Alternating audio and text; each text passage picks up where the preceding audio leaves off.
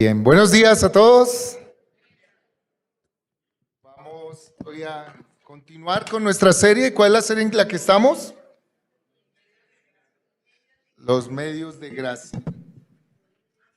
Así que voy a pedirle que vayamos a Mateo capítulo 3, versículos del 1 al 8 y vamos a estar allí.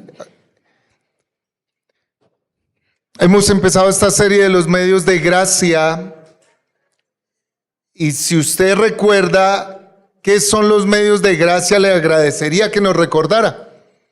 ¿Qué son los medios de gracia? ¿Para qué son? Creo que hoy tenemos una nueva congregación en la iglesia. ¿Cómo? A ver. Para crecer en santificación, en santidad, ¿no?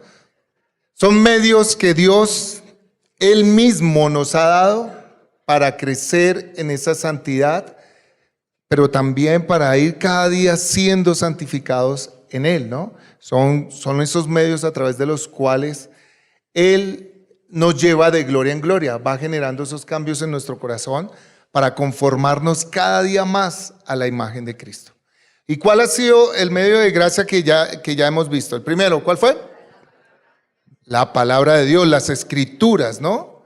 Es el primer medio de gracia a través del cual Dios nos santifica y nos conforma a su imagen. ¿Y cuál fue el segundo? La oración, ¿cierto? Tuvimos un lindo tiempo reflexionando en la oración y espero que en esta semana las escrituras y la oración hayan sido parte de su diario vivir y que también esté experimentando cambios en su vida. ¿Amén? Hoy vamos a estar en el tercer medio de gracia que estamos tratando y es el arrepentimiento y la confesión. ¿Vale? Vamos a ir allí a Mateo capítulo 3, versículos 1 al 8. Mateo escribe hablando de Juan el Bautista cuando él inicia su ministerio, cuando él empieza su predicación y su labor y a cumplir ese mandato de preparar el camino para el Señor, empieza con estas palabras y así era el fundamento de su predicación. Y si usted quiere estar en pie, lo puede hacer en una actitud reverente, sabiendo que estamos leyendo la palabra de Dios. Amén. Estamos escuchando al Señor. En aquellos días llegó Juan el Bautista predicando en el desierto de Judea, diciendo, ¿qué? Arrepentidos, porque el reino de los cielos se ha acercado. Porque este Juan es aquel a quien se refirió el profeta Isaías cuando dijo, voz del que clama en el desierto, preparen el camino del Señor, hagan derechas sus sendas. Y él, Juan, tenía un vestido de pelo de camello y un cinto de cuero a la cintura, y su comida era de langostas y miel silvestre. Entonces, miren lo que sucedía. Él llamaba al arrepentimiento y miren lo que sucedía. Entonces Jerusalén y toda Judea y toda la región de alrededor del Jordán acudía a él y confesando sus pecados eran bautizados por Juan en el río Jordán.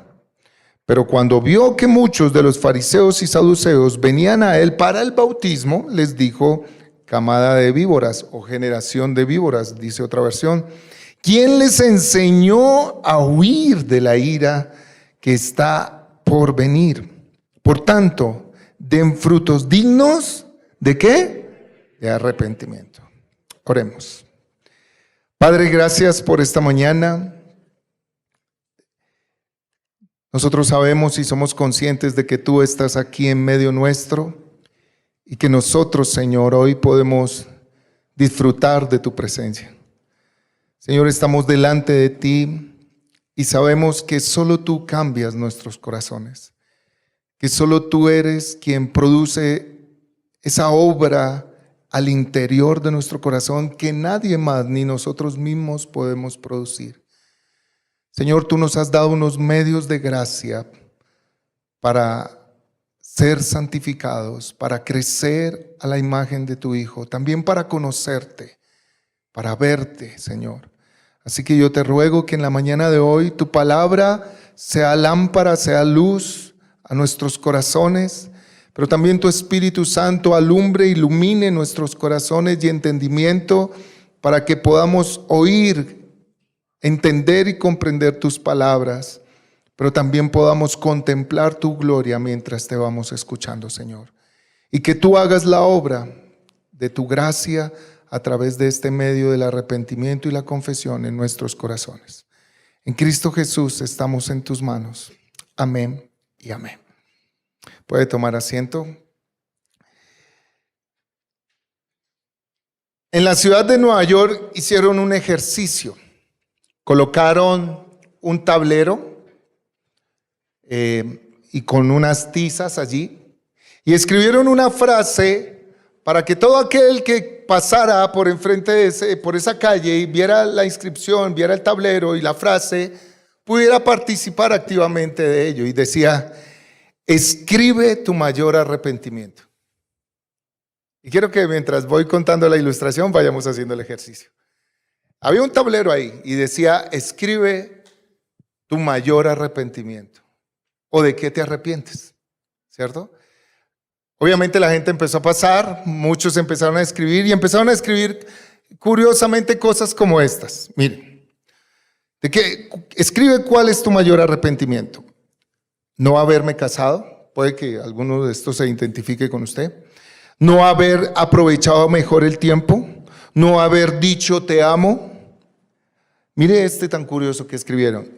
Me arrepiento de odiarme, de no haber dado lo mejor de mí todos los días, de no terminar esa relación tóxica que me destruyó, de no haber ido detrás de mis sueños, de no haber estudiado medicina, de no haber hecho la maestría, de no haber salido de mi zona de confort, de no haberme dedicado al arte, de no haberme involucrado más en los asuntos de mi familia, de no haber tenido hijos antes de que mi papá falleciera, de no haber sido mejor amigo, de nunca haber dado mi opinión sino que permanecí callado, de no practicar suficiente deporte, de no haber sido un buen marido, de no haber compartido más tiempo con mis hijos, de no aceptarme a mí mismo, de no haber aceptado la oportunidad laboral por miedo, de no haber sido más cercano a mi familia y amigos, y esta última me impactó, de no tener ningún arrepentimiento. Curioso, ¿de qué te arrepientes? De no haberme arrepentido de las cosas. ¿Qué responderías tú? Medítalo. ¿Qué responderías tú? Muchas historias, muchas vidas allí plasmadas en ese pizarrón. Pero la verdad es que son frases que no tienen nada que ver con arrepentimientos, sino con remordimientos. Porque en una sociedad como la de hoy, donde se protege mucho el yo, ¿cierto? Tan humanista, ¿cierto? A favor de la felicidad y de la dicha del hombre, la palabra arrepentimiento no aparece adecuadamente en sus mentes y en sus corazones. Es una palabra que poco a poco se ha ido perdiendo. Lo que, si ustedes se dan cuenta, las cosas que allí escribieron tienen algo en común. Son remordimientos por las oportunidades no aprovechadas, ¿sí o no? Son remordimientos sobre cosas no hechas y deseos no alcanzados, pero no tiene nada que ver con arrepentimiento. Porque tristemente la palabra arrepentimiento ya no se oye mucho en nuestra sociedad. Y es más, en las iglesias hoy día la palabra arrepentimiento no se nombra casi en los púlpitos para que la gente no se sienta incómoda, ¿cierto? Así que el arrepentimiento y la confesión es necesario entenderlas porque tienen una gran y enorme bendición a nuestras vidas. Por eso necesitamos comprender el valor y el propósito del arrepentimiento y la confesión, porque es esto, hermanos, es el regalo de Dios para nuestras vidas. Un medio de su gracia para nuestra salvación y nuestra santificación en Él. Es un regalo de Dios para bendición. Juan el Bautista vemos que inicia su ministerio como llamando ¿qué? Al arrepentimiento. Sencilla la prédica. Sencilla. No hubo todo lo que, no hubo introducción, les dijo arrepiéntanse. ¿Por qué? Sencillamente por algo, porque el reino de los cielos se ha acercado. Y confirma las palabras del Señor Jesús cuando le dijo a Nicodemo, si quieres ver el reino de los cielos, te es necesario nacer de nuevo. Es decir, tienes que arrepentirte, porque es una nueva vida.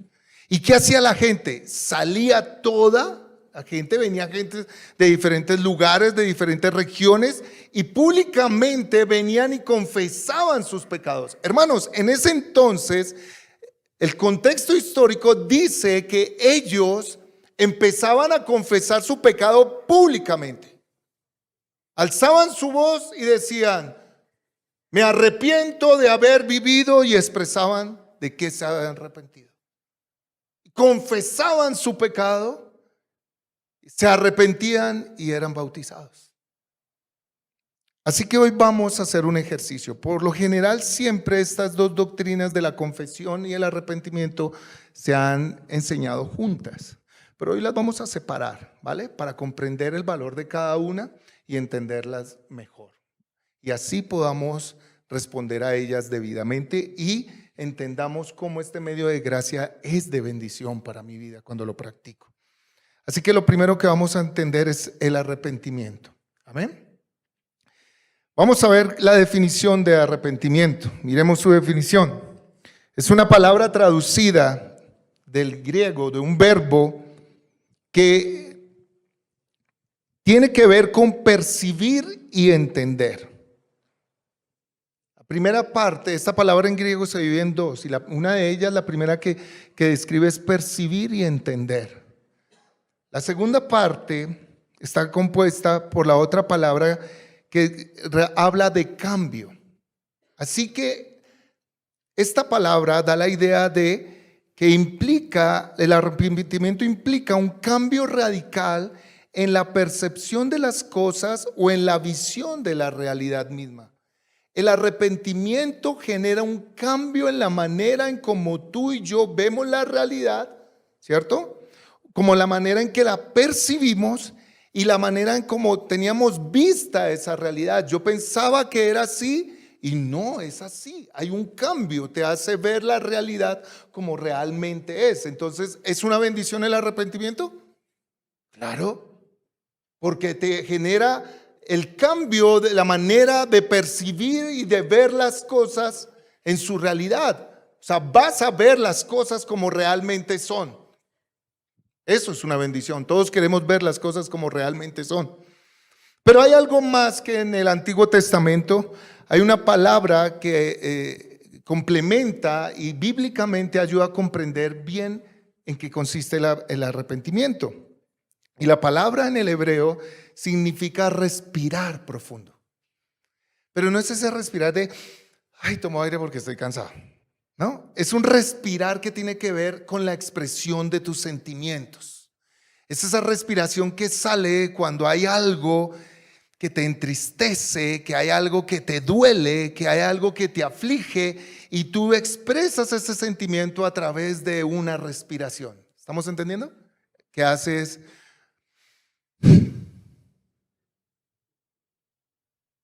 Estás expresando lo que en el interior ocurrió. Así que el arrepentimiento no solamente tiene que ver con un cambio de mentalidad, con un cambio de la manera de pensar respecto al pecado, sino también con un genuino pesar, dolor y tristeza por el pecado. Cuando ocurre el arrepentimiento, están estos dos efectos. Tu mentalidad es cambiada con respecto al pecado. Isaías dice que nosotros, sin el arrepentimiento, a lo bueno que llamamos como malo y a lo malo bueno. Pero cuando llega el arrepentimiento, me cambia la manera de ver las cosas, y a lo bueno llamo bueno y a lo malo llamo malo. Es decir, al pecado lo veo como es, pecaminoso. horrible. Lo veo como es, sumamente pecaminoso. A ti te dirán, eso es pecado, y tú, Pero cuando llega el arrepentimiento y eso que te decían que era pecado, tú lo ves en sobremanera pecaminoso. Pero no solamente ves ese cambio hacia allá, sino que también sientes tristeza, dolor, te duele, ¿sí? Te da pena, te avergüenza que tú cometiste pecado. Y eso es lo que sientes. Entonces, obviamente, pensar, sentir, hay un principio en la actuación que cuando estuve en ello me enseñaban, y mi papá me enseñaba, decía, para poder interpretar bien, tú tienes que primero pensar, ese pensamiento tiene que bajar, tienes que sentir y luego tienes que actuar. Y cuando medito en eso, el Señor es precioso. El Señor, cuando viene el arrepentimiento, afecta nuestra manera de pensar, nuestra manera de sentir. Por eso hay un cambio en nuestra manera de vivir, en nuestro actuar. Miren lo que dice Esdras, expresando, viviendo el momento de arrepentimiento y pidiendo y confesando el pecado de Israel y buscando a Dios, lo que él expresa. Dije, Dios mío, estoy avergonzado y confuso. Wow, mira lo que el pecado producía: vergüenza y confusión, para poder levantar mi rostro a ti, Dios mío, porque nuestras iniquidades se han multiplicado por encima de nuestras cabezas y nuestra culpa ha crecido hasta los cielos. ¿Por qué sentía vergüenza y confusión? Por las iniquidades y el pecado que habían cometido. Se despierta la mente y ve el pecado como es. Inmediatamente afecta nuestros sentimientos y nuestro corazón y nuestras emociones. Mira lo que dice Ezequiel en el capítulo 20, versículo 43. Allí se acordarán de sus caminos y de todas sus obras con las que se han contaminado. Y miren, y se aborrecerán a ustedes mismos por todas las iniquidades que han cometido. ¿Qué está diciendo Ezequiel? Que el pecado, cuando viene el arrepentimiento, el pecado es como es, que de tal manera que sentimos aborrecimiento de nosotros mismos. Y son esos sentimientos: ¿yo por qué hice eso? ¿Yo por qué soy eso? Y viene como un desprecio por el pecado que hay en nosotros y por lo que hacemos. Ahora, para entender un poco más el arrepentimiento, debemos considerarlo desde las siguientes perspectivas, así que entendamos un poco más el arrepentimiento. Primero, el arrepentimiento es producido por Dios. Es producido por Dios. El ser humano está en una condición que los teólogos llaman depravada, cautivo, esclavo del pecado, muerto en sus delitos y en sus pecados, dice el apóstol. Él no se arrepiente por sí mismo, él requiere de la intervención de alguien santo, perfecto, totalmente distinto a él, para que al contemplarlo se pueda ver a sí mismo y pueda ver su condición de pecado. Mientras no contemple a alguien perfectamente santo, puro, sin mancha, él no reconoce su condición. Por eso el arrepentimiento viene de Dios. Cuando tú y yo tenemos un encuentro con Dios, y Dios es el que trae el arrepentimiento a mi vida. Ahora miremos versículos que afirman esto y nos ayudan a comprender un poco más. Mira Juan capítulo 16, versículo 18. Dice, cuando Él venga, hablando del Espíritu Santo, dice, convencerá al mundo de pecado, de justicia y de juicio. ¿Quién lo va a hacer? El Espíritu Santo. Romanos 2:4 dice, o tenéis en poco las riquezas de su bondad y tolerancia y paciencia, ignorando que la bondad de Dios te guía al arrepentimiento.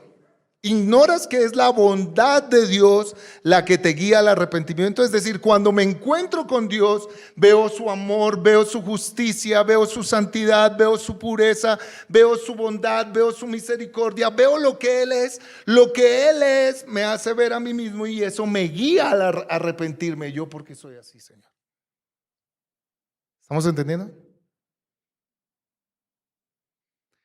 Pero mira lo que dice segunda de Timoteo 2, 24 al 25. El siervo del Señor no debe ser rencilloso, sino amable para con todos, apto para enseñar y sufrido.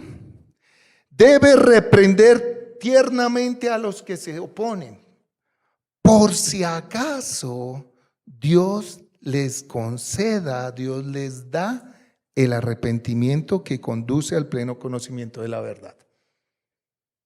Vuelvo a repetirlo. Debe reprender tiernamente a los que se oponen, por si acaso Dios les da el arrepentimiento que conduce al pleno conocimiento de la verdad.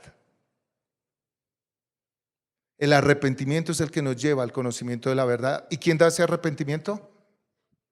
Dios. Así que, hermanos, queda claro que el arrepentimiento es concedido por Dios. El arrepentimiento lo podemos ver que es un regalo de Dios. Él lo da. En nuestra condición pecaminosa, nuestra mente engañada por el pecado, nuestras emociones engañadas, seducidas por el pecado, a lo malo llaman bueno y a lo bueno llaman malo. Pero cuando viene Dios, nos da ese regalo del arrepentimiento y nos lleva a un cambio de mentalidad y a ver la vida como realmente Él la ve y a ver el pecado como realmente es. Cuando una persona escucha a un predicador clamar, arrepiéntete y ven a Cristo, ella puede optar por resistir ese llamado. Puede desobedecer y decir, no me arrepentiré. Pero si Dios le da el arrepentimiento, esta persona no puede resistirse a esa gracia. Y es cierto, ¿sí o no? ¿Cuántos no le hemos dicho a otros, oiga, arrepiéntase de eso, hermano? Eso es pecado. No sucede. Oiga, arrepiéntase. Hasta nuestros hijos, oye, arrepiéntete de eso. ¿Cierto? Pero cuando Dios viene y le da el arrepentimiento, no se puede resistir. ¿O cuántos nos resistimos cuando Dios nos dio el arrepentimiento y dijimos no, vivimos, experimentamos y fuimos guiados al arrepentimiento? Pero si Dios le da el arrepentimiento, esta persona no puede resistirse a esa gracia porque es el regalo del arrepentimiento. Representa que Dios ha cambiado nuestro corazón y ha hecho que esté más dispuesto a arrepentirme. Lo otro que tenemos que entender es que el arrepentimiento es para salvación. Es uno de los requisitos para la salvación. Si no hay arrepentimiento, no hay salvación, hermanos. Para ser salvos se requiere arrepentimiento y el arrepentimiento nos conduce a la salvación de Dios. Nos hace volver a Él. Así que en un genuino arrepentimiento dado por Dios y una real salvación dada por Dios, el arrepentimiento es el instrumento, el medio de gracia que Dios usa para llevarnos a Él. Si no hay arrepentimiento, no hay salvación. ¿Por qué? Porque el arrepentimiento nos hace volver en sí. ¿Cierto? Nos hace volver en sí. Vemos las cosas como son, vemos el pecado como son, pero el mismo arrepentimiento nos hace buscar esa salvación, buscar el perdón, buscar la restauración de Dios, buscar el favor de Dios.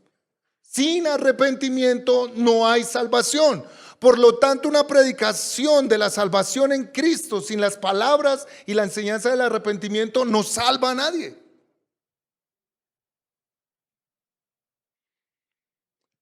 Ahora, el arrepentimiento es para santificación. Después de la conversión, cuando una persona es salvada y el arrepentimiento le lleva a la conversión, es decir, un cambio en su manera de pensar, que es lo que también los escritores llaman ese nuevo nacimiento, nace de nuevo, se ha convertido, ¿cierto?, de las tinieblas a la luz admirable. Dios lo ha hecho, lo ha llevado al arrepentimiento. Después de eso, el Espíritu Santo continúa la obra de arrepentimiento, revelándose continuamente al creyente. ¿Por qué? Porque el trabajo del Espíritu Santo es llevar al creyente a ser conformado a la imagen de Dios. Por lo tanto, si en la salvación Dios se revela y le da el arrepentimiento, para ser conformado a la imagen de Dios, Él necesita verse a sí mismo y entender cómo está y verse comparado con Jesús para que entienda en qué tiene que crecer en Jesús. Y solo el Espíritu Santo es el que lo lleva a través del arrepentimiento a mirarse a sí mismo para ver qué más necesita de Jesús. Y el arrepentimiento es una constante del creyente. Es una constante del creyente. Ahora, ¿cuál es la finalidad, el propósito en sí del arrepentimiento? Y la confesión, podemos unirla ahí. La finalidad del arrepentimiento y la confesión es llevar a la vida, pero esa vida está solo en Dios.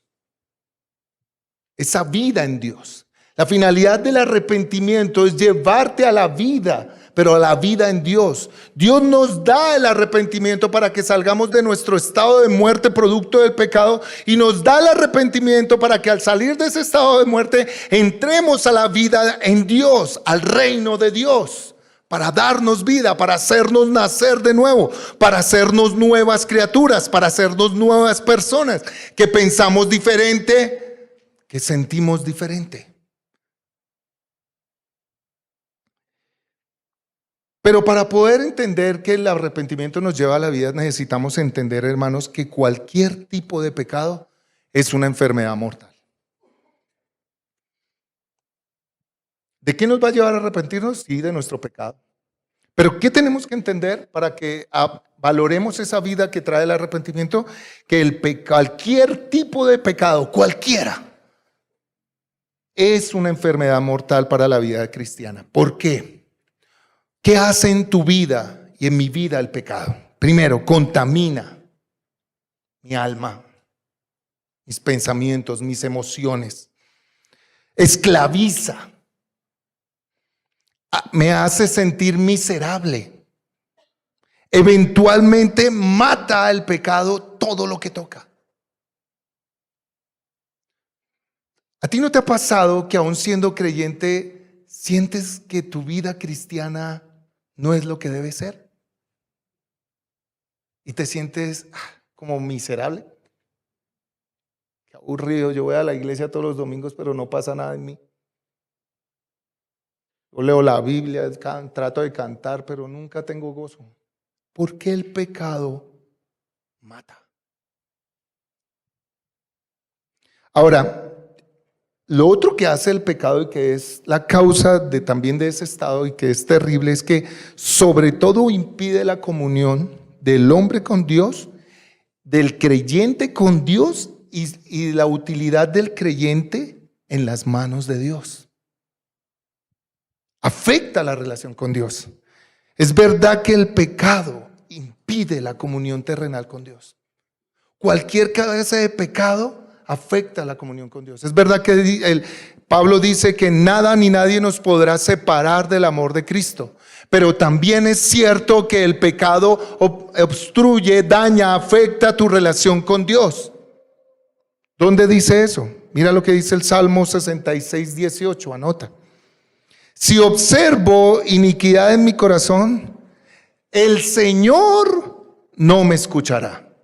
Es decir, si guardo pecado en mi corazón, por más de que ore y ore, es que siente uno como los cielos como duros, ¿cierto? Como hierro allá, como que las oraciones no llegan hasta el Señor. El Señor no escuchará si guardo pecado. Mira lo que dice Isaías 59 del 1 al 2. Dice, la mano del Señor, mire lo lindo que dice el profeta. La mano del Señor no se ha cortado para salvar, ni su oído se ha endurecido para oír. Pero las iniquidades de ustedes han hecho separación entre ustedes y su Dios. Y los pecados le han hecho esconder su rostro para no escucharlos. Terrible, ¿no? Por eso necesitamos este medio de gracia en nuestras vidas. ¿Cómo nosotros, qué es lo que Dios ha provisto mejor para que nosotros nos acerquemos y podamos empezar a ser sensibilizados y llevados al arrepentimiento por Dios? Lo primero es, ya lo vimos, las Escrituras. Las Escrituras, cuando tú y yo nos acercamos a la luz de las Escrituras, la luz de las Escrituras empieza a alumbrar lo que hay dentro, lo profundo que hay en nuestro corazón. La Escritura tiene la capacidad, Dios a través de la Escritura tiene la capacidad de penetrar allí a lo que tú y yo no vemos. Mira esta frase: aunque la convicción del pecado es la obra del Espíritu Santo, la espada, o mejor, el bisturí que el Espíritu Santo empuña para cortar el corazón, es la palabra de Dios. Ella tiene la capacidad de penetrar y desnudar y sacar lo que hay allí profundo en nuestro corazón.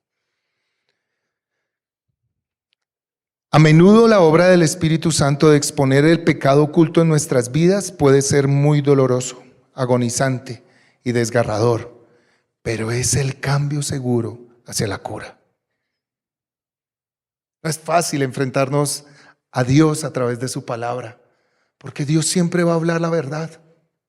Va a decir la verdad. Si Él nos va a llevar al arrepentimiento, tiene que hablarnos la verdad. Si el arrepentimiento es un cambio de mentalidad, de pensamiento, de manera de ver la realidad de las cosas, necesito que me hablen la verdad. Pero la verdad empieza a hablarlo desde lo profundo de nuestro corazón. ¿Y cuál es esa espada y bisturí? La palabra de Dios. Por eso el pecado sigue oculto en muchos, porque no nos exponemos al bisturí de Dios. Sigue allá escondido, porque no nos exponemos al bisturí.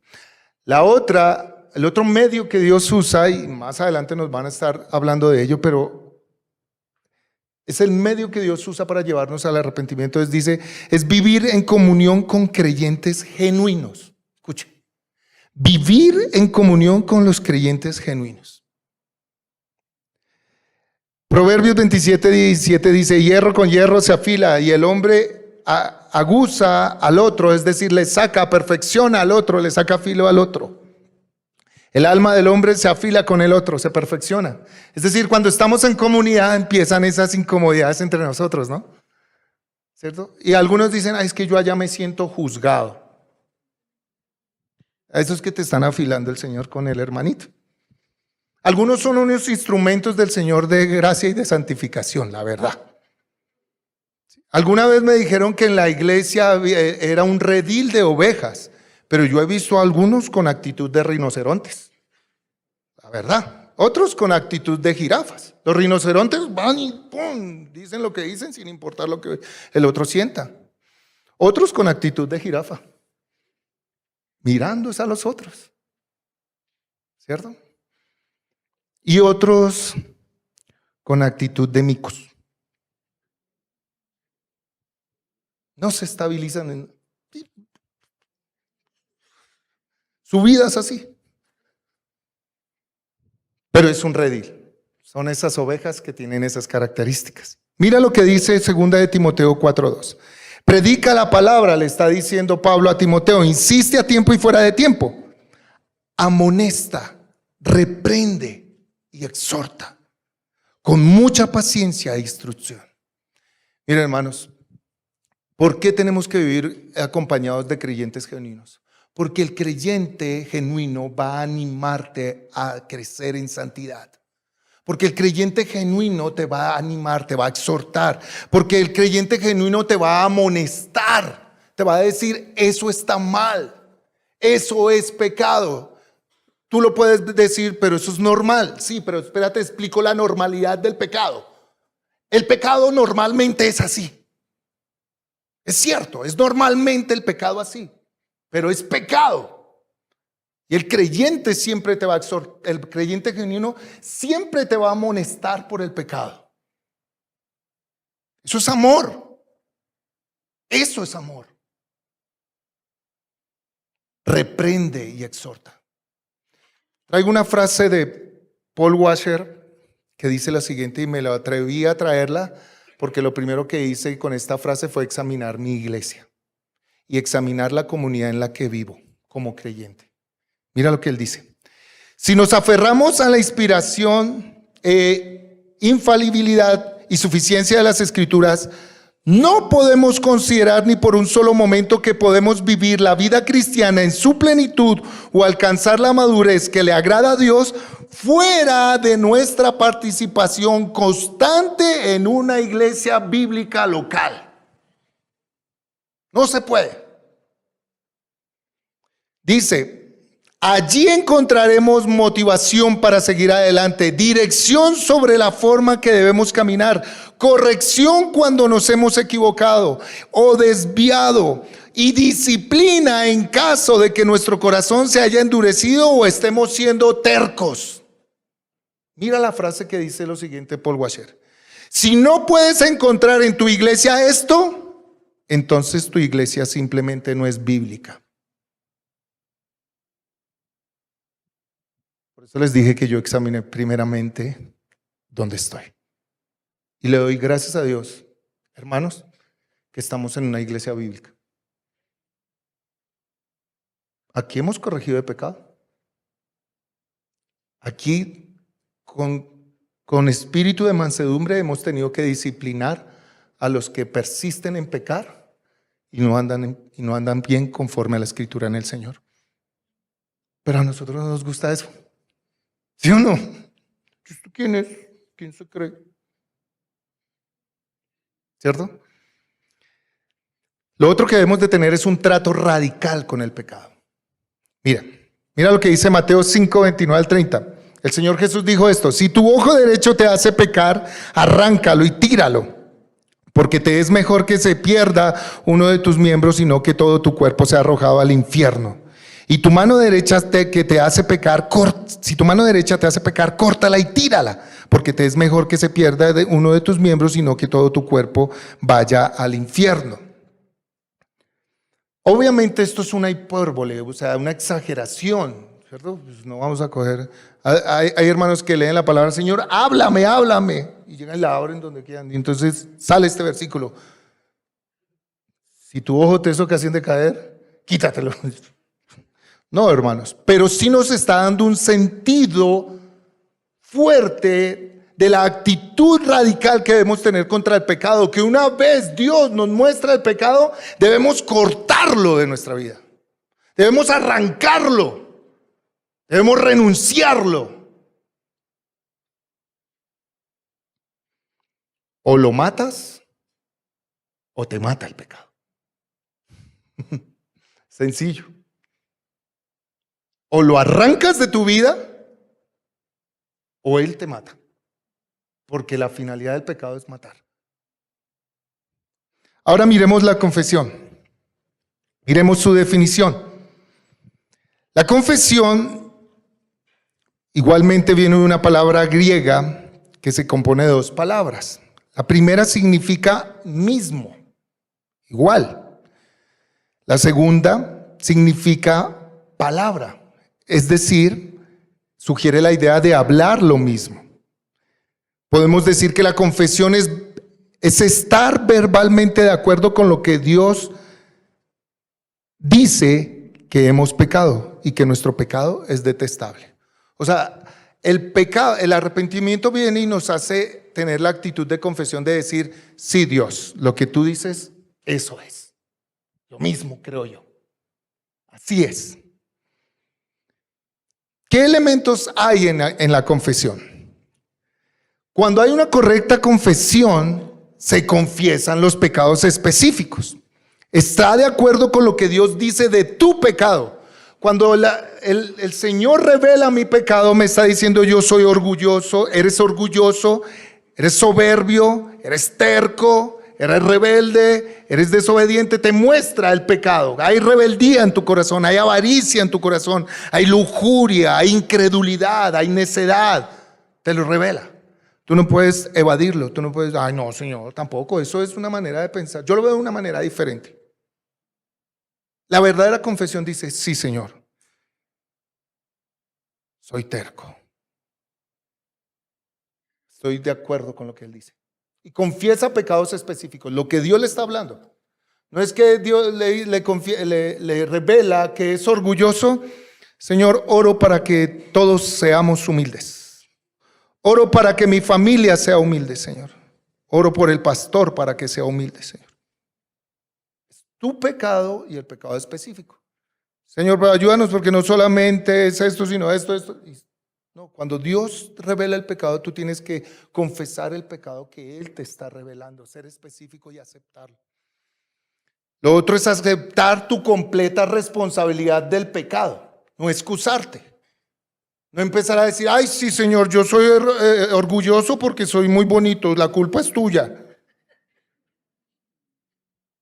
Ay, Señor, es que yo hago esto, yo soy rebelde porque es que mi papá y mi mamá. Señor, es que yo soy incrédulo porque así me formaron. No, tienes que aceptar tu responsabilidad. Ese pecado está allí por tu responsabilidad. Tú tienes que asumir tu responsabilidad. No tenemos que hacer lo que viene de Adán. Bueno, lo hacemos porque heredamos de él esa actitud. La esposa que me diste, Señor. Tendemos a delegar la responsabilidad a la sociedad, le echamos la culpa a la sociedad, al sistema, le echamos la culpa a la iglesia, le echamos la culpa a todo el mundo, menos de asumir mi responsabilidad de decir, sí, Señor, yo soy orgulloso. Reconozco que yo he dado lugar a la altivez, a la vanidad, a la egolatría en mi corazón, que me gusta ser elogiado, que yo hago las cosas para buscar la gloria del mundo, el reconocimiento del mundo. Soy así, Señor. Yo he alimentado eso, Señor, haciendo esto, lo uno, lo otro.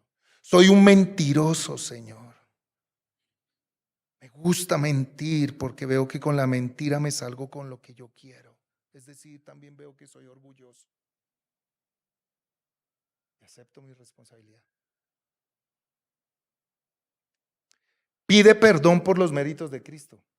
Hermanos, en la confesión se pide perdón, pero no tenemos ningún mérito nosotros, somos culpables. Lo único que hay para que yo sea librado en mi confesión es decir, Señor, pero al reconocer que soy pecador y soy responsable, yo acudo a la obra de gracia que tú hiciste a través de tu Hijo Jesucristo. Él pagó por este pecado mío. Él sufrió y Él recibió el castigo de este pecado que yo cometí.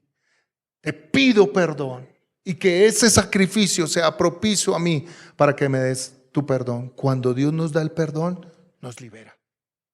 No nos deja así, nos libera de la culpa, de la carga de nuestro pecado. Pero miren esto, pero debemos mantenernos en fe, en la confesión, debemos tener fe en las promesas del perdón de Dios. ¿Por qué? Porque tenemos luchas. Miren las luchas que tenemos y yo creo que todos hemos pasado por esas. Pensamos que Dios es como nosotros, que Él no es capaz de perdonar 70 veces 7, como nosotros. Él es rencoroso como nosotros, ¿cierto? Tendemos, pero yo para qué hablo con Dios y yo sé que Él está desairado conmigo, ¿cierto?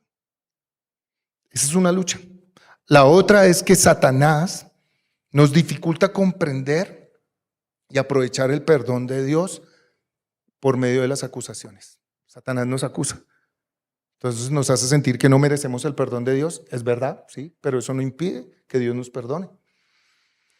Difama el carácter de Dios. No, pero Dios es justo. Él es fuego consumidor, Él es solo ira y nos hace ver solamente el área de juicio de Dios y no nos deja ver su área de misericordia, de gracia, de bondad, ¿cierto? Hace menospreciar la obra en la cruz, pero si eso fue hace 2000 años, ¿eso qué tiene que ver hoy contigo? ¿Cómo vas a hallar perdón de Dios a través de su Hijo? Si eres tú el que pecaste, que te las arregle contigo mismo, pero como estaba irado contigo, ¿tú cómo vas a poder pedir perdón? ¿Cierto? Duro, Satanás. Satanás, las mentiras del diablo, ¿cierto? Han sido muy fuertes. Y es más, nos hace ver, restarle importancia al pecado que hemos cometido.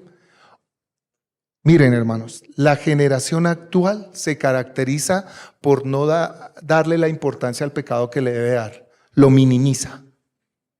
Ahora la frase, eso es normal. Como si lo normalizaran. O sea, hace parte de la vida, aceptémoslo. Nos tocó. ¿Qué le hacemos? Hay que fornicar, porque todos fornican. ¿Qué le hacemos? Hay que robar porque todos roban. ¿Qué le hacemos? Hay que mentir porque todos mienten. Eso es normal, ¿cierto? Ay, pero, ¿y los cristianos? Se están especializando en el tema. Ay, pero Es que Dios sabe que somos pecadores. Es que Él entiende que somos polvo. ¿Cierto? Y empezamos a minimizar y a justificar nuestro pecado. Por eso necesitamos el arrepentimiento. Mira por qué debemos de pararnos en las promesas de fe del perdón de Dios. Porque Dios se agrada de aquellos que al creerle se arrepienten. Mira, Salmo 51 dice: los sacrificios a Dios son el espíritu contrito. El corazón contrito y humillado no despreciarás tú. Isaías dice: porque así dice el alto y el sublime. Miren este pasaje tan hermoso. Quien vive para siempre, cuyo nombre es santo. Yo habito en lo alto y santo. Dios habita en la santidad. Pero miren lo que hace. Y también habito en la santidad y también con el contrito y humilde de espíritu. ¿Para qué? Para vivificar el espíritu de los humildes y para vivificar el corazón quebrantado. Por eso este pasaje afirma más que el arrepentimiento es una obra personal de Dios. Cuando Dios viene a tu vida y a la mía, nos produce arrepentimiento, pero se queda ahí. Cuando nosotros no somos quebrantados, nos arrepentimos, nos humillamos reconociendo y confesando nuestro pecado, se queda ahí. ¿Para qué? Para vivificar nuestro corazón quebrantado. Es una obra de Dios. Es una obra de Dios. Por eso necesitamos que nos hablen del arrepentimiento, porque es una obra de Dios. Es el trabajo personal de Dios contigo y conmigo en lo profundo de mi corazón. Pero se queda ahí no solamente revelándome eso que es detestable, feo, que me avergüenza, que me hace sentir mal, sino que me lo revela precisamente para llevarme al arrepentimiento y cambiarme la mentalidad acerca de esa realidad, de ese pecado y vivificarme. Qué hermoso es nuestro Dios. Así que quitémonos de nuestra mente la imagen de que Dios tiene un dedo así simplemente juzgando tu pecado. Está allí con los quebrantados y contritos, con el humilde, para vivificar el corazón de los contritos. Por último, es importante resaltar que el arrepentimiento y la confesión no son simplemente marcas de madurez cristiana. Es una marca del creyente genuino. Son las características de la conversión genuina. La verdadera conversión tiene sincera disposición al arrepentimiento y confesión de su batalla contra el pecado. Escuchen esto, hermanos. La falta de arrepentimiento y confesión la falta de arrepentimiento y de confesión en la vida de alguien puede ser una evidencia de que esa persona se encuentra todavía en un estado inconverso.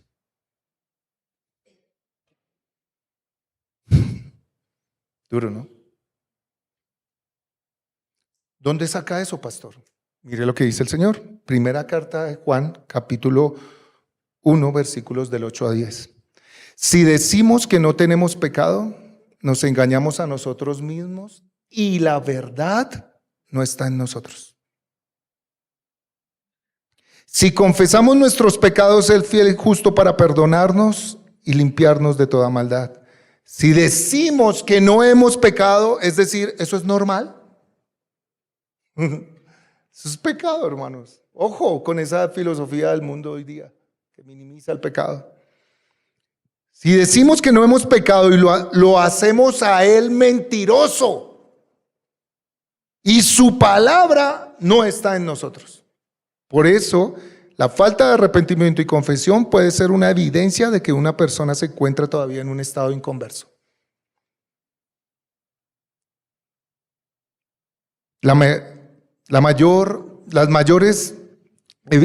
evidencia de una verdadera conversión no es la perfección o un estado sin pecado, sino una sensibilidad al pecado, una renuncia del pecado y una confesión abierta del pecado y el gozo por el perdón.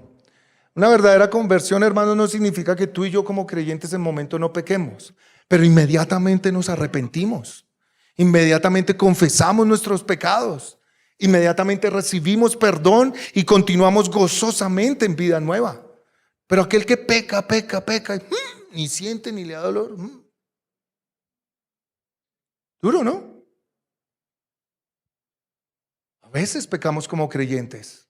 Estamos en la lucha contra nuestra carne, contra el mundo, contra el diablo y caemos en pecado. Pero el creyente genuino se arrepiente y confiesa su pecado. Yo valoro y para nosotros como pastores nos quebranta cuando vemos hermanos que voluntariamente vienen a decir: pastor, he pecado. Wow. Los dos sentimientos, el de la salvación trae un gozo como de ese pecador que se arrepiente. Y ese hermano que dice: pastor, he pecado, ayúdame, vengo a confesar mi falta, porque necesito del Señor.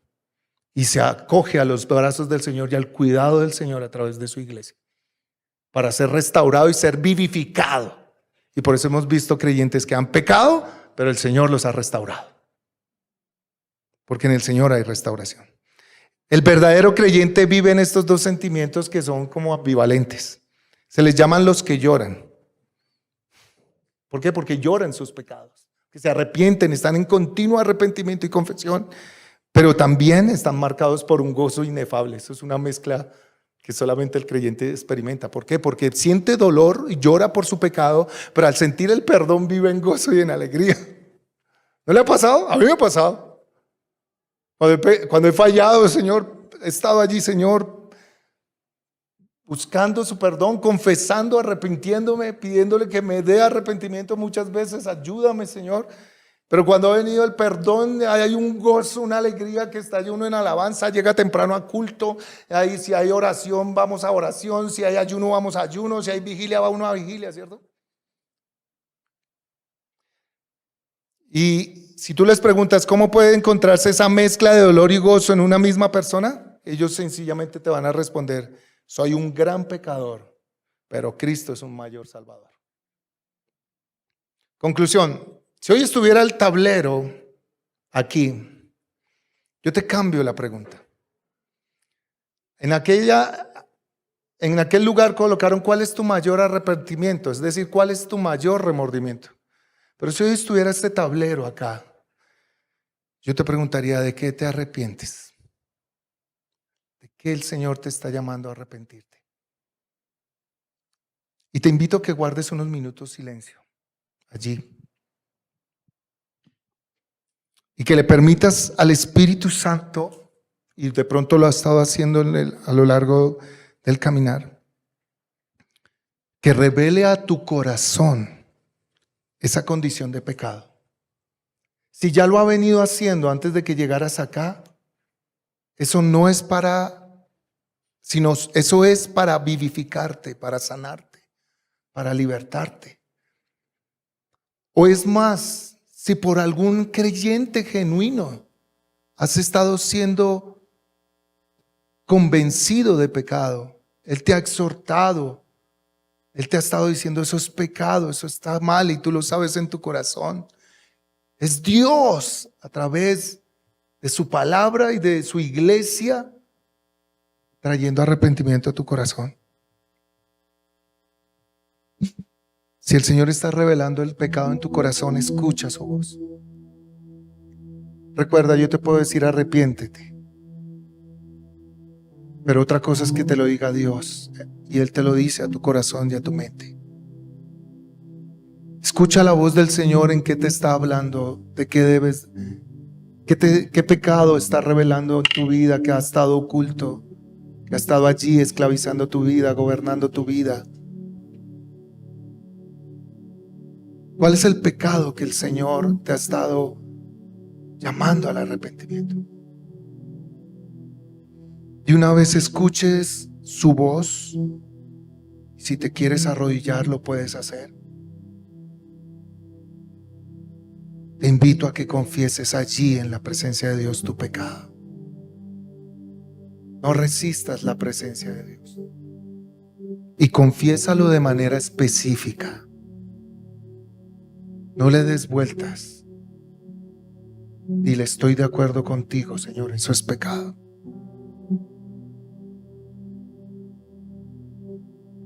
Acepta tu completa responsabilidad sobre ese pecado. Pide al Señor que te perdone. Mira la cruz. Mira que Cristo pagó por ese pecado tuyo. Acude a la cruz de Cristo. Él pagó el precio para que yo viva, Señor, y no muera por este pecado. Que su sacrificio hoy tú, Señor, tú lo hagas efectivo en mí. Y me perdones de este mi pecado y me libertes de este pecado. Me des vida para no estar más esclavo del pecado. Y pon tu fe y tu confianza en Él. Hagamos este ejercicio en este momento. Deja que sea el Señor el que hable a tu corazón. Y confiesa tu pecado. No te pierdas este momento de confesar allí tu pecado.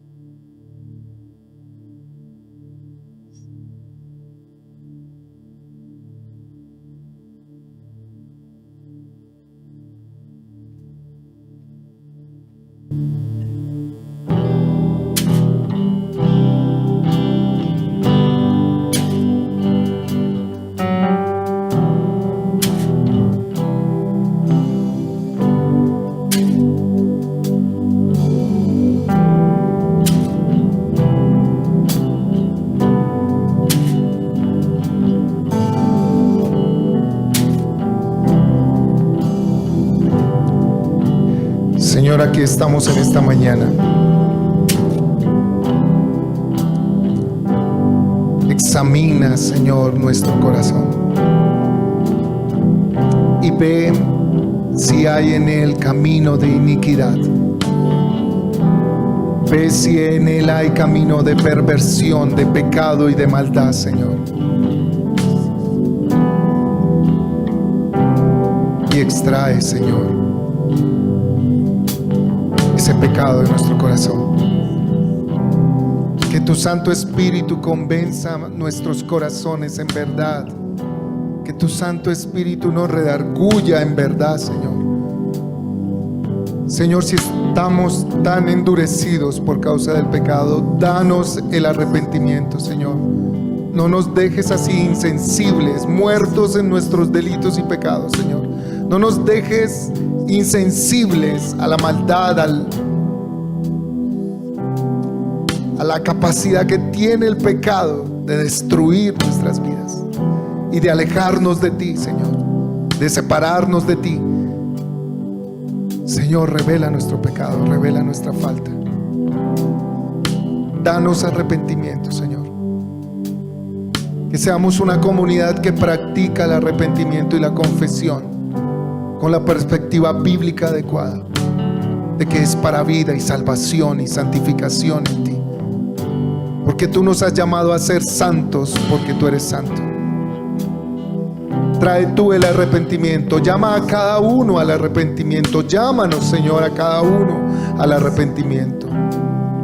Llámanos, Señor, al arrepentimiento tú, porque si lo haces tú produces el cambio, tú transformas, tú renuevas, Señor. Ayúdanos a confesar, a ser responsable de nuestros pecados. Pero déjanos a mirar la cruz, Señor, en esta mañana. Y déjanos pararnos en las promesas de tu palabra, Señor. Ayúdanos, Padre. Ayúdanos a practicar este medio de gracia, a tomarlo, Señor. Y diariamente arrepentirnos y confesar. Diariamente, Señor, venir ante tu presencia y hacerlo.